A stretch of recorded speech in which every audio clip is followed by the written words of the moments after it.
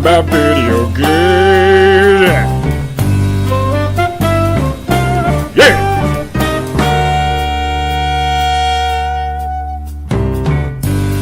Hello, everyone, and welcome to the Donkey Kong Artist Podcast. I am one of your hosts, Patrick Shanley, but joining me, as always, because I can't do it alone, it's a big, heavy show, are my co-hosts and good, maybe even best friends, Collin, Codega, and Edmund Arnold.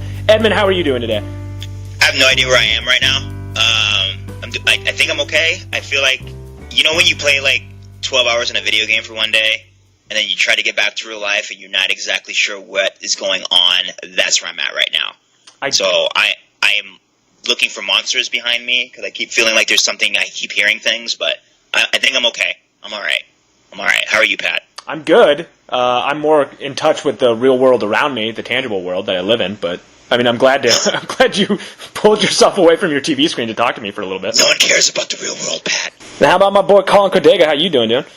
You know what? I'm good, Pat. I'm good. You know, also just deep into this hunting world. My hunter instincts have taken over. I used to be a gatherer. Now I'm a hunter. And yeah, no, just really diving into this game, loving it, and also just to drop a little hint of what we may talk about later. I'm a huge jinx. Just gonna kind of leave that mysterious. We'll talk about it later. That's very true, and that's what people are saying on the Twitters.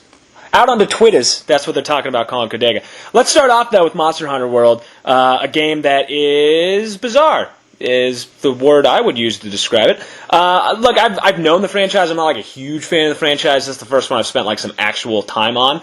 We were lucky enough to have the producer and the director of the show kind of on this week, or the producer and director of the game, I'm sorry, on our show. They're Japanese, and we've done this before. It's hard to coordinate interviews with people who are in a completely different time zone and B, do not speak the same language as you. So what we did is we did a email correspondence, but we do have their answers about the game. One of the ones that stuck out the most for me, because I am kind of a newbie to these games, is an answer from Ryozo Sugimoto. He is the producer of Monster Hunter World, and I asked him, how important is it to make this game accessible to newcomers? I asked that because I'm a newcomer. Here was his answer. Monster Hunter is an incredibly well-known franchise in Japan with a large fan base. Although the series has been growing with each iteration in the West, it hasn't quite been the same. No kidding. In addition to all the exciting game features we've included, this will be the first time in the series that we're having a simultaneous global launch with the highest amount of localization support within the franchise. As a result, we do hope that more players on a global scale take interest to the franchise and come check out the title. We also held multiple focus tests during development and listened to feedback from both veterans and newcomers to ensure both groups will enjoy the game, so we strongly urge anyone who hasn't played Monster Hunter yet to use this opportunity to give it a try. That's me! Also, I think he was successful because Monster Hunter was trending worldwide on Twitter yesterday when it was released. Yeah, you know, I was going to say this definitely relates to me as well, Pat, on this. I have never played Monster Hunter. I believe I've said this before in last week's podcast, but didn't really understand fully what I was getting myself into. Played the beta a little bit. I was like, okay, but this game is so much bigger than the beta. The customization itself, I felt paralyzed trying to figure out, how to create my character. It's just so many options, but it's such a fun game, and I think just recently, I'm about 4 hours in, with probably at about hour 3, that's when I finally it opened up, and I feel like I actually know what the true game is, and I'm loving it. Like, this is a fantastic, weird game. Yeah. It is. And just to touch off, I played a lot of the betas, both of them that were released. And Pat, you asked, the beta was a huge success. What can fans expect from the full game? I was actually pretty amazed by what came in the full game. And Ryozo replied, the gameplay in the Monster Hunter World beta focused mainly on the taste of the action with a selection of quests of various difficulties. In the full game, players will be able to enjoy the full rewarding game loop of completing quests and gathering materials that will allow them to continually craft new gear and upgrade their equipment. Additionally, the story elements weren't present in the beta version, but the full version will have a narrative that will expand upon the world, so please look forward to it. So I don't care about the story in Monster Hunter, I just care about the gameplay and the loop he talks about, right? So taking a quest, going out, hunting that monster, coming back, crafting the gear that you receive from that monster, taking on some side quests in order to get more gear to go on to your next quest. So I finally got into that loop, and it feels great. And the full game compared to the beta has been absolutely remarkable. So if you play the beta, you're not sure what really to expect in it. Really, I really would recommend you go buying this full game because it's like a whole world has opened up for me, and I'm feeling kind of overwhelmed, to be honest with you. Yeah, it is overwhelming for sure. I played this game. I've only about 3 hours into this game. I spent the first hour. This is not an exaggeration. This is how much time I spent creating my own character and creating my cat companion who goes around with me. They're called palicos. That was my favorite part of the game so far. It's weird. It reminds me a little bit of Zelda, where it just kind of throws you into this world and there's a lot to learn right off the bat. Zelda lets you learn it on yourself. This is just tutorial after tutorial after tutorial. I played a lot of Final Fantasy, so I'm a little bit used to that. But it's steep for a newcomer. To let them explain it again in their own words, here's the director of the game. His name is Yuya Takuda. I apologize again. I'm probably just butchering all these names. I'm terrible. We asked them, was it challenging developing a game that appeals to diehard Monster Hunter fans and newcomers to the series simultaneously? Which obviously that's going to be difficult for any game. But Takuda said the exciting elements of the game should be synonymous between longtime fans and newcomers, but the path to reaching that enjoyment is different between each level of player, and I think we're kind of seeing that in our own conversation right now. Takuda said, we continually kept this in mind during level design, and it was an arduous but imperative process in constructing effective solutions that would work for players of any experience level. It does do that. The game... look, I'm not super far into it, so I don't know how steep the learning curve goes up, like once I get out in the world itself. But there is so much to learn right off the bat from this game, which obviously if you've played these games before, you can kind of skip through a little bit faster, because there are elements that are, the same in the series. But as a newcomer, it is just learning. I feel like I have to have like a crib sheet with me when I'm playing this game. Yeah, I mean, the crafting systems are just, they're really, really intricate. They're all the armor sets, the weapons are very diverse in play style. You kind of have to like mix and match things, try different sets.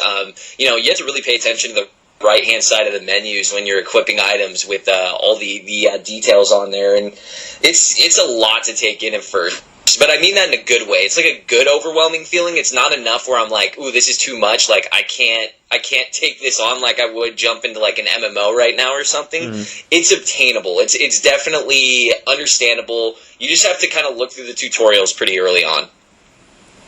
Yeah, and it's all about really just taking the time and learning the systems, right? And that's what will probably push a lot of people away from this series, is that it does take a significant amount of effort on the player's part to learn the different systems that are involved in this game, and there are a lot. There really are a lot, but I just want everyone who's coming into this series to know that once you learn it, once you get into the loop, and you start feeling how rewarding that loop feels, and I'm going to talk about the loop a lot, because that's what this game is, right? It's that gameplay loop of going out, killing something, coming back, crafting, going out, killing something, coming back. Once you feel comfortable with that, it's one of the most rewarding experiences I've felt in a game. And I think that we need more games like this that have all of these different systems really working together in order to give you an overall better experience. Right. Look, I've been really deep into Zelda, so like everything in my mind right now is framed around Zelda. I'm looking through a Zelda lens, a lens of truth, if you will, for Zelda fans. Yeah, that's right. I like that. They said in the interview. They said it over and over again, it's about creating a rich ecosystem is what they were going for, and I think they did that in this game. The game is interactive. You can lure other monsters to fight other monsters in the game. You hide to regain your health. You're in a living, breathing world. It's not like other games in the series where you kind of just transition from one place to the other and kind of gain health as you're going that way. This one, you're really placed into this world, and it seems like it's a world that's existing around you as opposed to generating when you walk into it. Absolutely, and like monsters will run away if they're getting hurt, right? So you have to chase them. It's a very realistic type of ecosystem. And a new thing that they've added are like strategic elements while utilizing the terrain, which is new to me. And they even talk about that in the interview. They just talk about how you would basically be able to use different types of tools in your arsenal in order to utilize the different areas that you're in to maybe rain down rocks on a monster, or maybe like drop a tree down on a monster, or getting a monster caught into a vine trap. So there's just so much for you to utilize in your game world to help you. I've never seen anything like this in a game. Yeah, it's unbelievable. Like, I think one of my first times hitting kind of one of the more open areas, I'm chasing this monster, I weaken it, it starts running, and I'm like, oh, okay, I'm about to kill this thing. And then all of a sudden, a giant, like, T-Rex thing just shows up out of nowhere and just starts fighting the monster. Then it starts fighting me. Then the monster I was chasing regenerates its health because it was in its, like, den so it could eat food. And it was just insane where it just feels like you can play it any sort of game style. Like, I feel like you can play around with different styles, go stealth, go straight in action, and just try to, take out the monster. But it lets you be creative in your approach, and there's not, like, there's not just one route to go, which I really like, and I can kind of play it my way. And once you get into, adding in, maybe playing with a friend or playing with 3 friends, that really changes also the dynamic of how you're going to track these beasts. You can't really stealth around as easy when you have 3 other players rolling around with you. Right.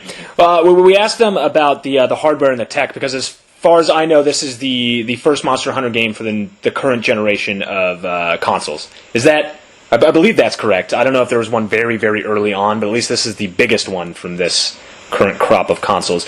We asked them about the hardware and the tech for this, and this is what Takuda said. Again, they wanted to create a living, breathing ecosystem, which they say throughout this interview. This doesn't change regardless of what hardware we're working with. However, the level of technology we had to work with this time around was so expansive that much of the difficulty was actually figuring out what would be the optimal elements to include. As a result, we took the approach of creating early prototypes as much as possible so we were able to test things out and figure out what elements to focus on. Sounds like they left a couple things on the cutting room floor because they were able to work with so much. It makes you wonder, if you're a game developer on like a long-running series and you hear this often, there were so many things we wanted to try in past games, but the technology wasn't quite there yet. And it seems like we've gotten to a point where we've almost outpaced ourselves with the technology, where now it's so good that you actually have to cut things because you can do all of your ideas. And the fact to even think about that they may have not put every single thing to this game, that blows me away. And like I said, I'm only a few hours in, and there's just so much to do. And I've only scratched the surface. I'm sure this is going to be a pretty long, meaty game, and it's really impressive what they've done. So that's almost mind-boggling to think that, there may even be some more features, the next Monster Hunter they make down the line. Yeah, and it makes me interested to see what other long-running titles that could do this, you know what I mean? Like what type of Atlas series that they have, that are held back. What type of things that they can do if they bring their games to these new consoles where there's so much power in the Xbox One X Pro or PlayStation Pro that have so much power. So it makes so much power! What other game series could be successful in this endeavor? Because I, to be honest with you, I didn't think Monster Hunter would be able to pull this off. Specifically thinking the last big console it was released for was PlayStation 2. Mm-hmm. It had been a handheld for so long. And for me, these type of games work better on a console. And it just makes sense. I'm just so excited. I'm just so happy because it makes so much sense on a console. I'd be interested to see what other type of just long-running titles that we have, like a Dragon Quest, or I don't know, Pat, you can help me out with this with your Japanese titles that you know. But I would be interested to see what other titles we could see bring to the PS4, Xbox One that could pull this off. First off, I would love to see another Dragon Quest because I love Dragon Quest. It takes the artist behind Dragon Ball Z and puts him with the company that made Final Fantasy, so I'm all for that. That's like everything I love. More importantly, though, and here's my major question from our little time with Monster Hunter, is it successful not just as a game, but in appealing to Western audiences?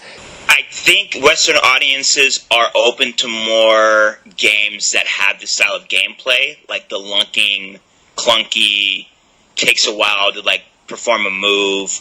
I'm not comparing this game to Dark Souls or Demon Souls, so don't come at me in any way, because I think we do that a lot these days.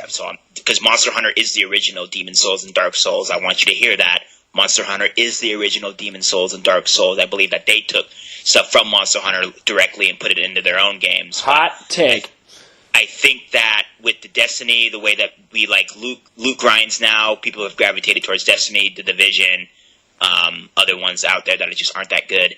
I think that Western audiences would be more. This is essentially a Diablo, right? This is a Japanese-style Diablo that is a lot bigger. So I think that this is the game that's going to get Western audiences basically and you saw it on Twitter. Look at Twitter. Everyone was playing this yesterday. Everyone was excited to get their hands on this yesterday. So I think this is going to be the game that's going to get people to be like, okay, Monster Hunter is here. Monster Hunter is going to stay, and we should really put some time and effort into this franchise because it's absolutely fantastic.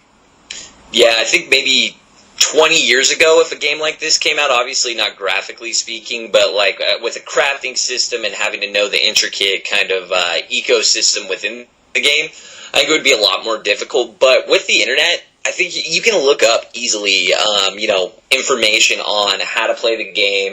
Like I said, it seems overwhelming at first. It's really not too difficult, and there's just a lot of options. And the great thing too is just like the producer Ryozo, like he said about the community itself, and saying like Monster Hunter has a fantastic community, not only in Japan but across the world.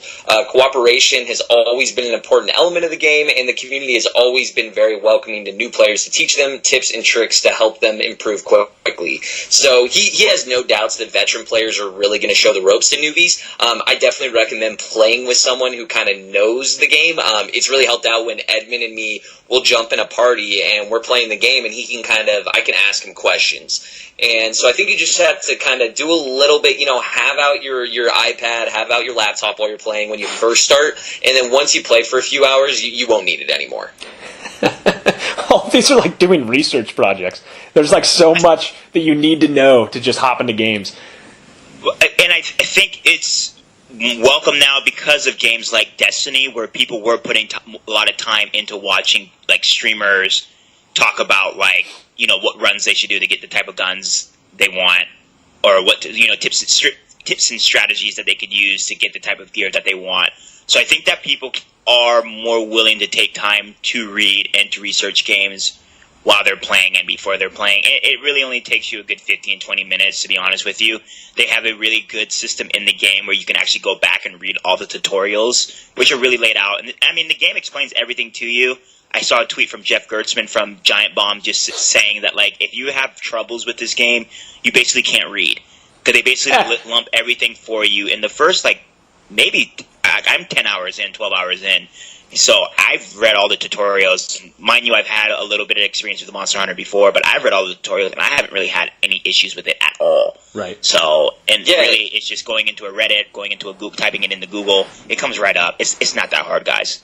It's not too difficult at all. And the great thing, too, with the tips and tutorials, it has some text, but they kind of highlight the most important things with, like, a different color of font or something like that. So I don't even fully read them. You can get the gist of these tips and tutorials, like, pretty easy. They really put a lot of time into explaining the early game, which I feel like from what I've heard from Monster Hunter fans in the past, and Edmund, you can correct me if I'm wrong, but I heard that kind of jumping in was a lot more difficult in prior installments, because they really hold your hand in the beginning. Well, because they want to appeal to a larger audience. I mean, it's what they said themselves. In order to appeal to a new audience, you kind of have to do that. And there's a lot of people jumping into this game, because there's people buying Monster Hunter that I've gamed with for a long time that I'm actually surprised. And I think that's why the Monster Hunter community is so nice, because and I wouldn't consider myself in the Monster Hunter community. I've only played 2 of these games, so I consider myself a rookie. But I think the reason why a lot of these people are excited to see new people come is because they're just wanting to share in this experience that has just been so rich for so many people for so long.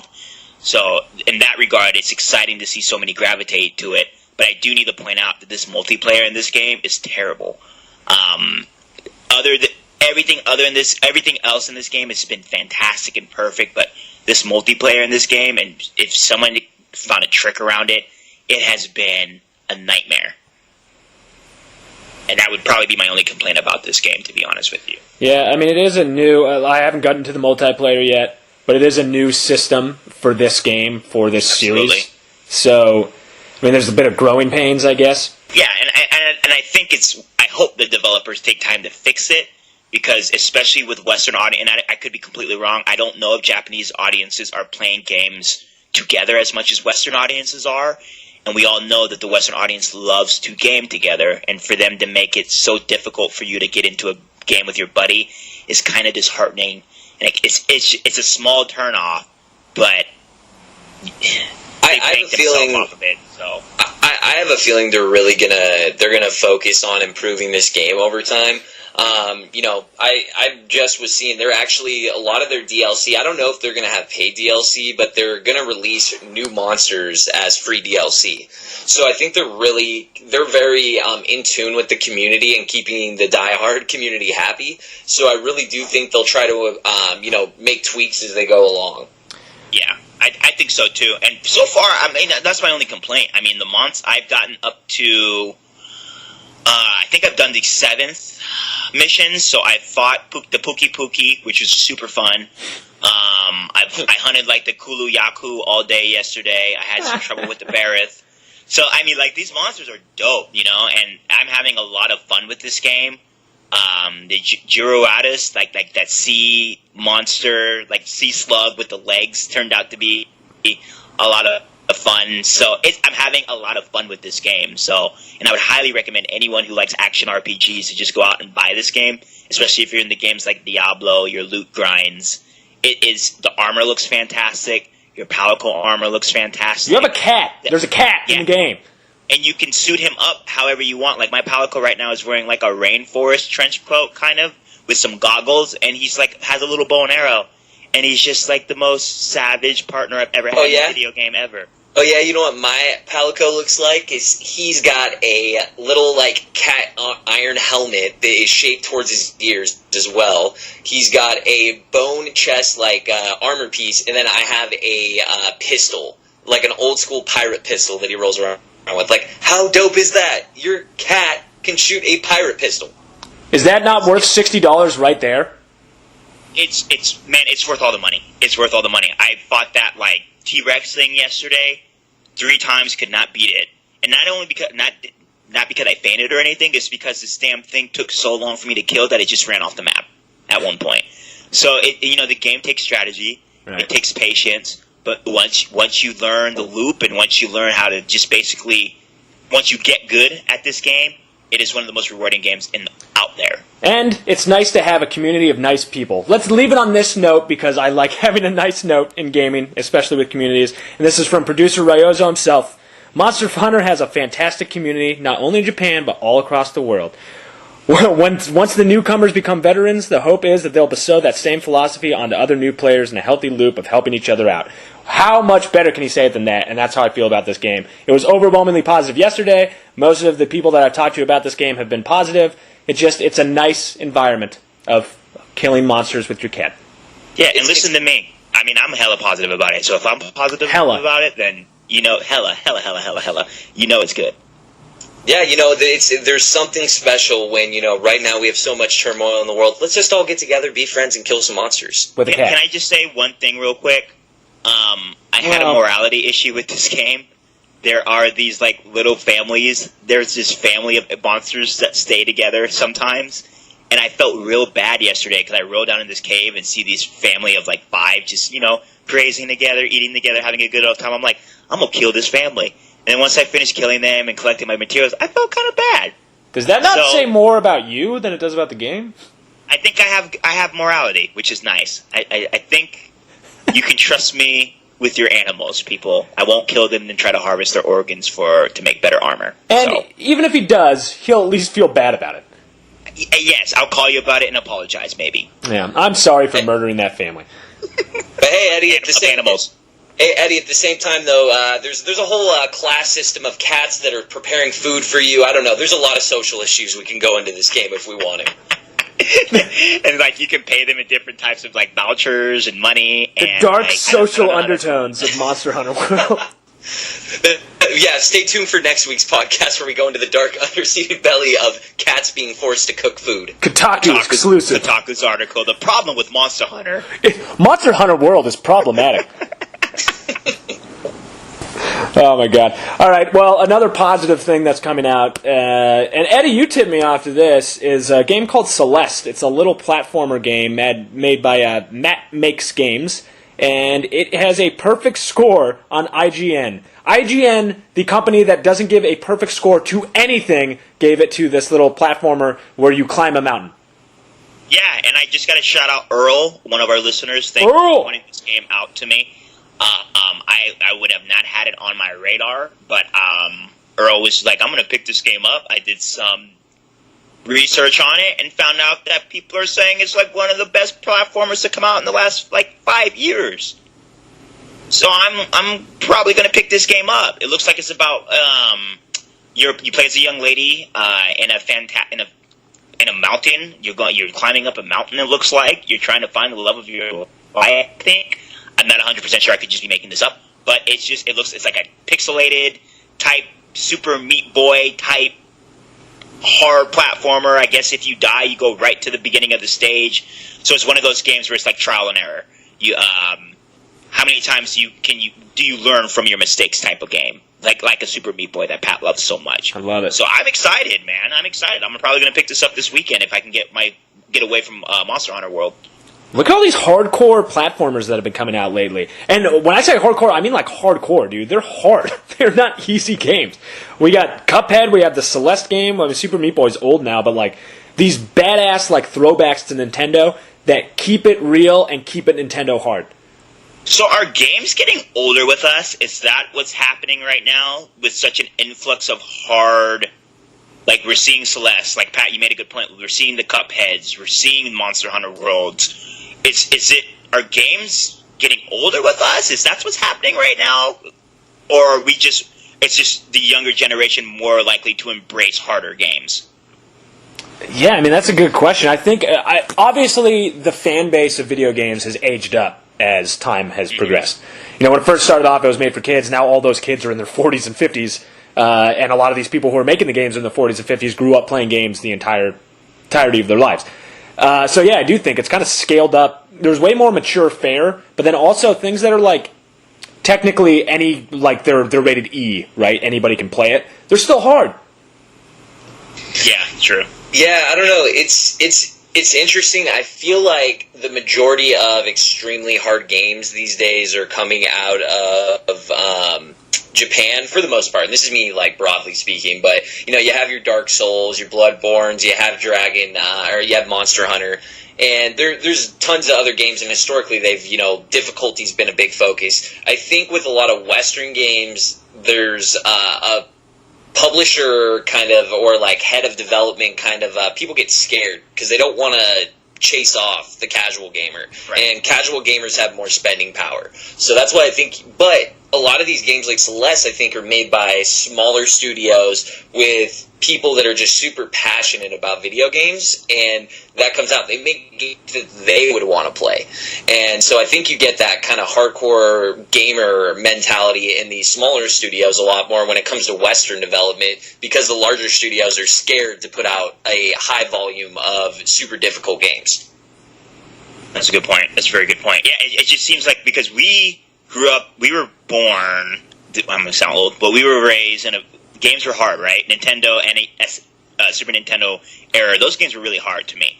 Sega Saturn, not Sega Saturn, Sega Genesis, those games were real hard. And then we got to the games where we became teenagers and you saw more like Nintendo 64. I don't remember a hard game being on a Nintendo 64. And you guys might be able to correct me, but I like Super Mario 64, GoldenEye, Perfect Dark, all those games that came out for Nintendo 64 were relatively easy. And then it seemed like games started to follow along those suits. And then now all of a sudden we're getting hard games again. Well, what I think actually a big factor in this, personally I think that it's actually saving. Being able to save in a video game, I think, has changed the whole process of how they make a game. Where it continues a lot longer when most, Super Nintendo and before that especially, you couldn't save your progress, so it's all about one continued run. And I think that added to a lot of the difficulty, and now you have games that just over time have gotten so much larger, and with save points put in, like I said, they want people to complete it, so they kind of scale back the difficulty so they can actually have more people complete their long games that they're making now in development. Right. Well, now, there's not even save points. I can save most games at any point I want to, anytime. I can just save it whenever I feel like it. And that obviously drives the difficulty way down if I can just save anytime anything happens to me.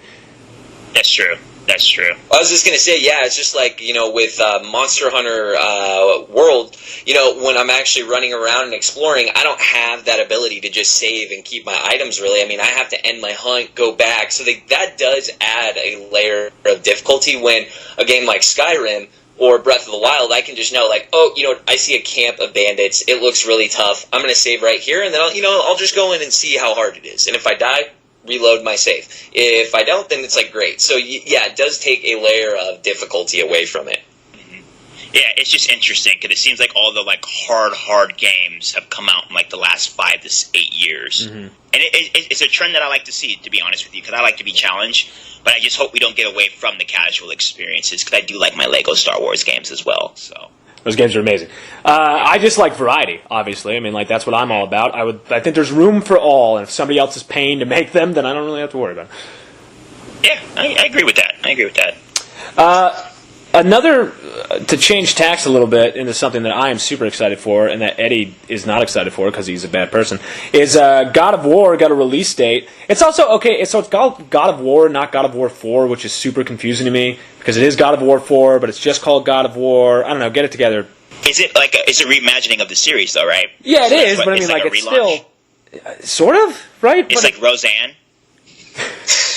Well, see, Roseanne takes place in the future, though, when they're all old. So this isn't like Grandpa Kratos. This is technically before the original God of War, correct? I mean, I'm not a big No, it's after. It's way after. It's after? Yeah. Huh. Okay, yeah, because I was just wait, he had a son before he went? Okay. And Pat, you're wrong. I am excited about this. If it was in the same vein as those other games, I would not be excited about this. But the fact that it's like a behind-the-back action RPG, I think it makes me a little excited for this game. Uh-huh. But I'm a little confused now because now I want to know what's going on with this. When does it take place? Timeline-wise? What's the timeline of this game? So the new game is like nearly 100 years after Kratos ended his God of War run, and now he's out in a new place, and he kind of has like a son who may or may not be his son, and he's fighting new gods. So it's sort of like a soft reboot for the series. Maybe it's even a harder reboot than that, because there is quite a bit going on in this game. That is new. The camera angle is new. The gameplay is completely new. The Chains of Chaos, which Kratos is known for, are completely gone. So it is. It's almost like a new game. So I kind of get it. But at the same time, it's still God of War, and like you need to capitalize on that. It's an ongoing story. They're still going to relate back to the things that happened to Kratos, and they do in the trailer. There's that moment in the new trailer. He killed Zeus, right? Yeah, dude. Isn't that essentially the story of God of War? Pretty much. I mean, like that's the main spoilers for everybody, Eddie. That's how it ends. But yeah, I mean, like you don't kill Zeus and then don't bring that up in conversations. Yeah, that's true. And I wonder if who's the head of the Norse gods? Odin? I guess. So is Odin just like? Does he know that Kratos killed Zeus? Is Kratos in his radar? Yeah, does that get around? Yeah, he's just like, why is this guy over here in Scandinavia now? Get him out of here. He kills gods. I don't want him over here. I don't want him in my area. Yeah, I mean, I'm curious. Yeah, are they going to drop a lot of like subtle hints from the original ones, or are they gonna just go, hey, this is this own adventure? I mean, I think regardless, by the studio, it's a smart move because God of War created like a whole, basically like explosion in the genre of that, just like ridiculous high camera, just like nonsense of just going around and doing crazy combos. And I mean, it looked so cool being able to watch it, other people play it. But I think going to a wider audience in this more like kind of open worldish, more cinematic way, I think it's going to appeal to more people. And two, I think that old gameplay just doesn't hold up today like it did when it came out. Yeah, well, let me tell you something for all you whippersnappers out there who might be listening. Back in my day, when God of War originally came out, the first one, people forget that it kind of like changed an industry for a little bit. It was such a huge hit that there were tons and tons of knockoffs, like so many knockoffs. Not just of the way it was played, but also like different mythologies. Does anyone remember Dante's Inferno, where you played as Dante and went through hell killing demons? Yep. Yeah. Yep. So, you're absolutely right. Right? You're absolutely right. There was that. We wouldn't have a Bayonetta without God of War, right? Yeah, exactly. You're absolutely right, and I agree with you on that. And for that reason, that's why I never really was a fan of God of War, but I never knocked on it because for what it did for the gaming industry was absolutely fantastic.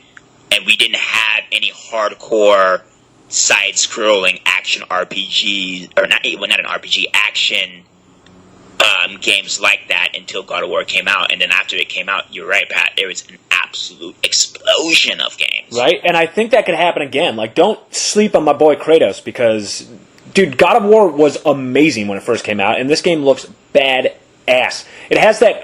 I like that it switched to like that over the shoulder. It almost reminds me of like Resident Evil 4, which when that came out was like, what in the world is this? And it's just like, I don't know. I can't think of another game that is similar to this that I've been excited for in a very, very long time. And I'm not like a huge action type guy. I guess the most similar are the Uncharted games, but this has like that element of, I don't know, I love mythology, and we've talked about that before. So there's that element of it too. It's just like a perfect marriage of so many things I'm super into in this new God of War. Yeah, plus with the technology, with the higher powered, PS4 Pro, I really think they should be able to make like a really powerful game. Hopefully they can get that action down, because I love Uncharted. I mean, when I was late to the PlayStation 3, so when I, got one eventually, I played 360 most of the time during that generation war, and I actually had to choose Uncharted or God of War, which is the series I'm going to jump into once I got a PlayStation 3. I chose Uncharted. Very happy I did. Also, no one goes to those games for the gunplay. So I'm really hoping that God of War, they can get that action element down. And the cinematic side, it looks so incredible, where I'm confident that will be good. I'm just curious, are they going to be able to get that action down? Dude, Collin, let me tell you, because I was, a few months ago, this is a while ago now, geez, I got to go to the studio. Eddie knows this because I talked to him about it. And you would know if you read my articles.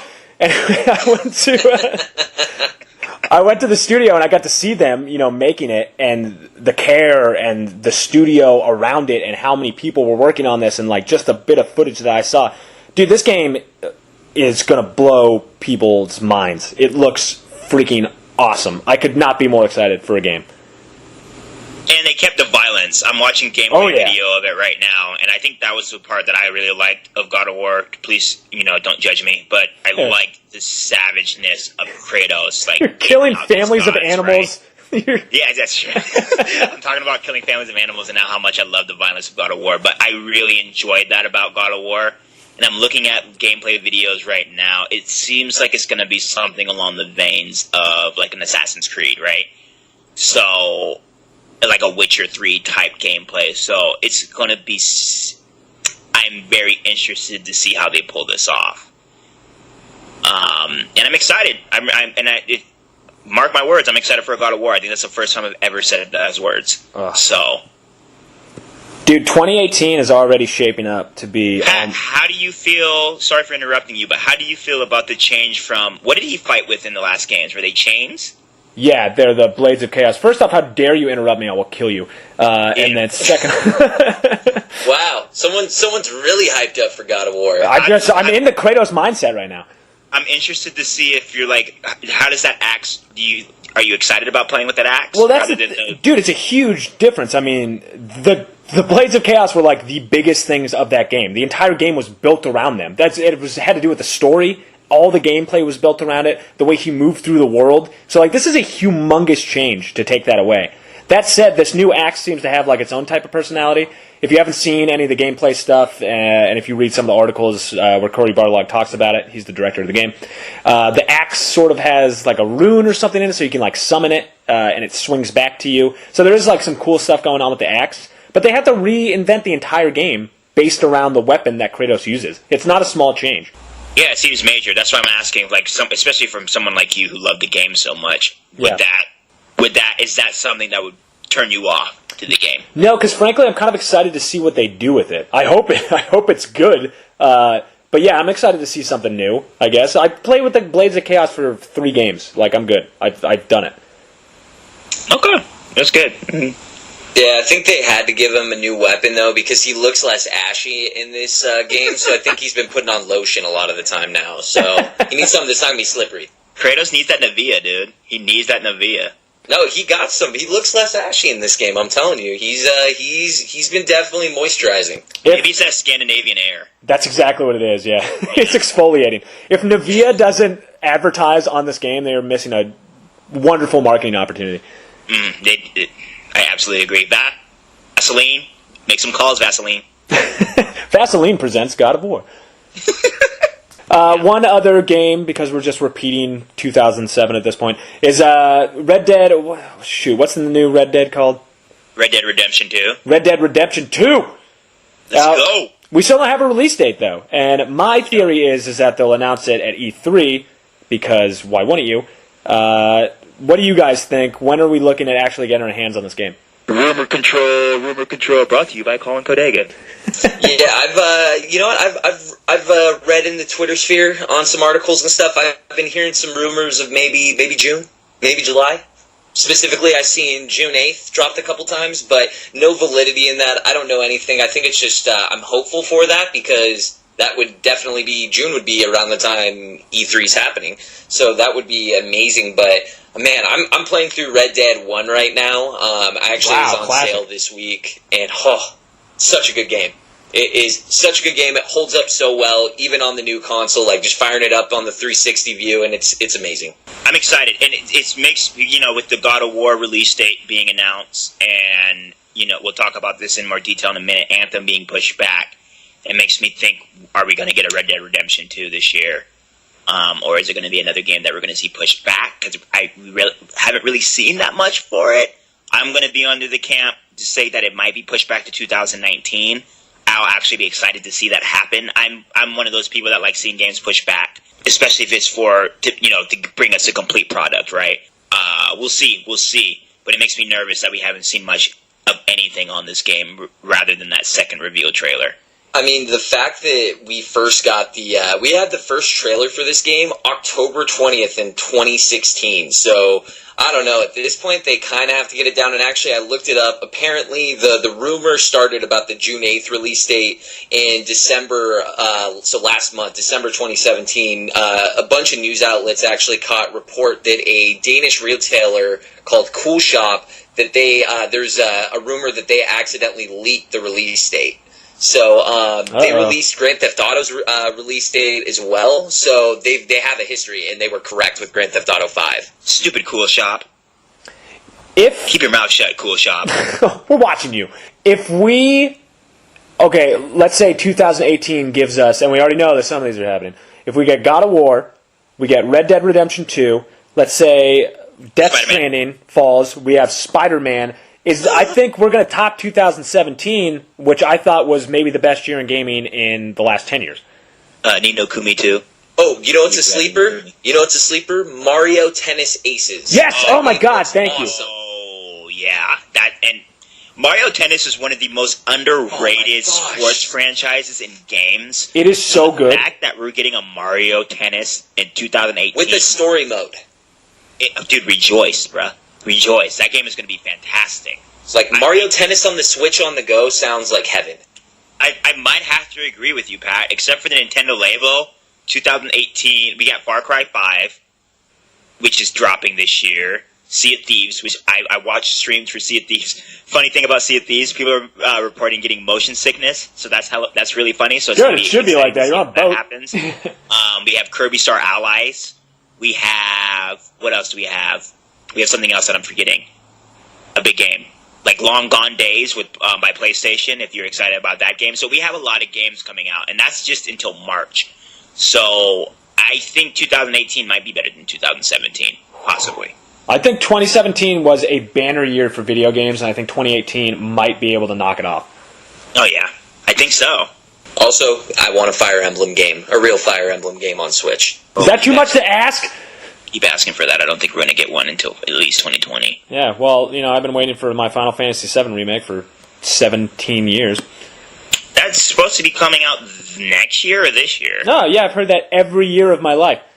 It's coming out next month, Pat. Keep your fingers crossed. Okay, thanks. You heard it here first, folks. It's coming out next month. It doesn't matter. We have Shadow of Colossus anyway, so... Really, the only game that really needs to come out this year is Spider-Man. And that would already make 2017 better than 2018. So... I'm very excited about Spider-Man. We have some stuff in the works about Spider-Man, by the way, so stay tuned, folks, and fans of Spider-Man, and Spider-Men in general. I will stay tuned. If you like spiders and you like mans, then you're listening to the right podcast. Yeah. So, I mean, yeah, it's exciting. I want a Red Dead Redemption 2 release date, but I can be happy with the God of War and Spider-Man this year. I would take those 2 games. With Monster Hunter, I'll take those 3. I am curious if Red Dead 2 has the cult following on with their online services like GTA 5. I'm just thinking about that GTA 5 online was fun. I wasn't absolutely insanely crazy about it, but just imagine rolling around with the crew of your friends on horses doing bank robberies and train robberies in a giant open world. That sounds amazing. Yeah, to do it in a video game would be cool. I do it in real life all the time. Oh yeah, we're from Nevada. I mean, that's what you do. That's how you get around. And if it has any, let me tell you about Grand Theft Auto Online. We had an issue with our kids where these kids were talking about massive amounts of money that they were bringing in, and we had thought that these kids were talking about drug dealing in class, right? So the probation officer comes in and he's just like, "What are you guys talking about?" And these kids are essentially talking about their Grand Theft Auto accounts and how they're basically able to monopolize a section of the city with their own drug trade. And the way that these kids were talking about it, it was like real life. So that is the community of the Grand Theft Auto right now. Hey, you could learn economics on the streets or in the video game streets, and which is safer? Video game streets, I think? Maybe. I don't know, because you might get swatted, so...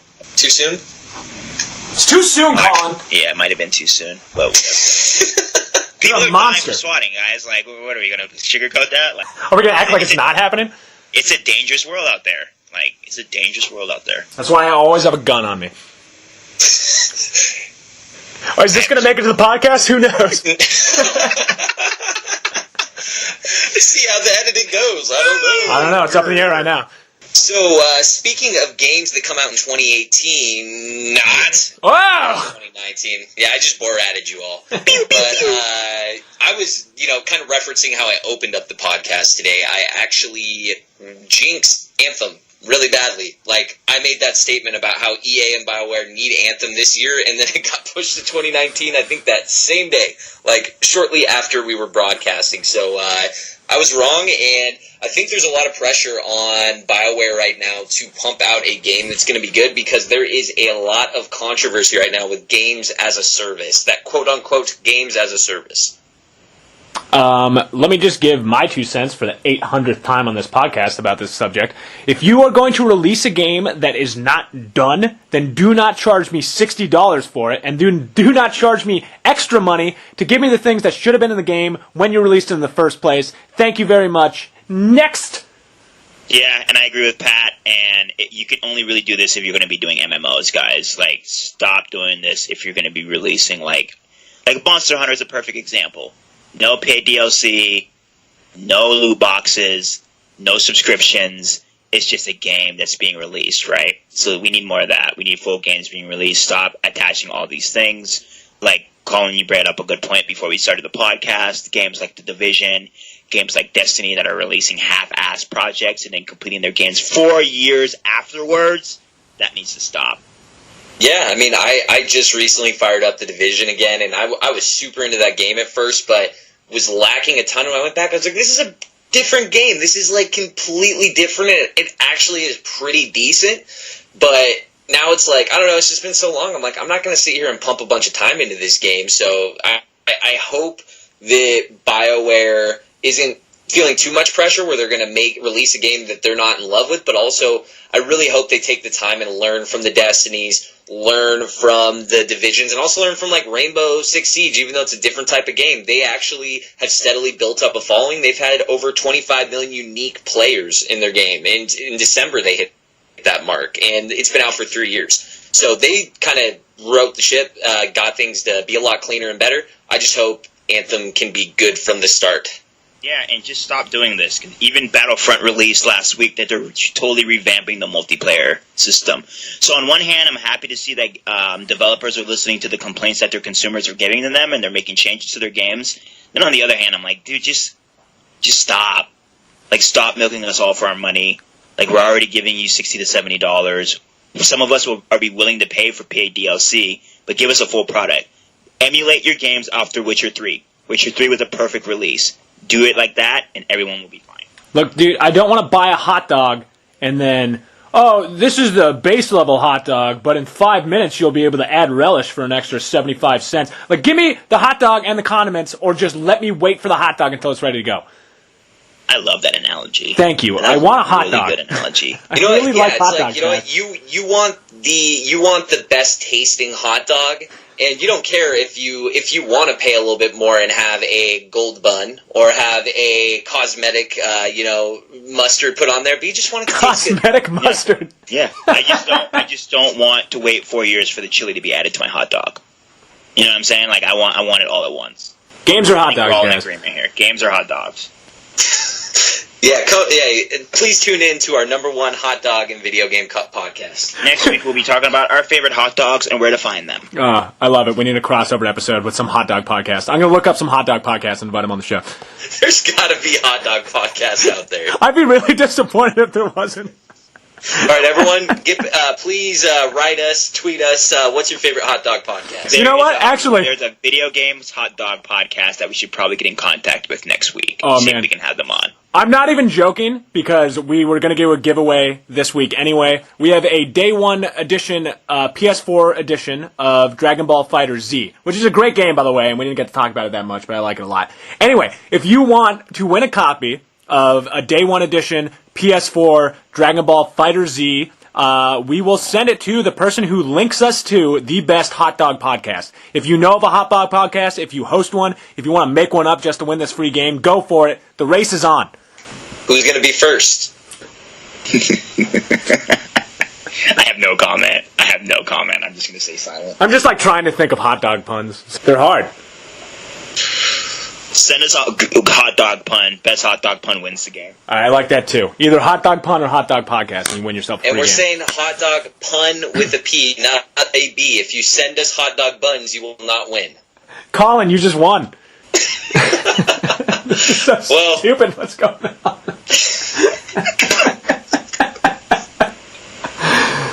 Oh my god. Oh my god. All right, well, that's as good a way as any to wrap up a podcast, I guess. Yeah, so thank you for listening, everyone. Please subscribe to us. Please listen. Please email us with any questions, comments, concerns, complaints. Earl, thank you for listening. You can reach us on donkeykonartists@gmail.com. DonkeyKon with a C, artist. And then you can also follow us on Twitter.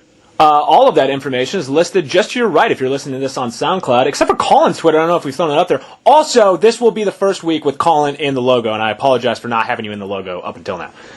And if you're listening, Collin is officially a part of our podcast. He's not a guest. He is another co-host. Woo! Thank you, Collin. This is the nicest thing anyone's ever done for me. Oh, Collin. No, I'm going to cry. You guys are my friends. Oh, we're all friends. Yay! And make sure you are checking out Patrick Shanley's articles on Hollywood Reporter. He has a lot of good articles dealing with video games, dealing with overall Hollywood in general. But if you want some more in-depth articles on some video games, check out Patrick Shanley. Now I'm going to cry. Anyway, thank you very much, everybody. Everybody's crying. All right, we love you guys. Goodbye. We love you. Bye.